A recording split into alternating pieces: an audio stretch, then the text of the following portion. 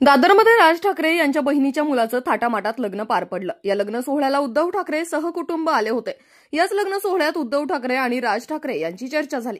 ठाकरे बंधू एकत्र यावेत ही अनेक मराठी माणसांची इच्छा आहे, पण राजकीय नाही तर कौटुंबिक कारणामुळे दोन ठाकरे एकत्र आले।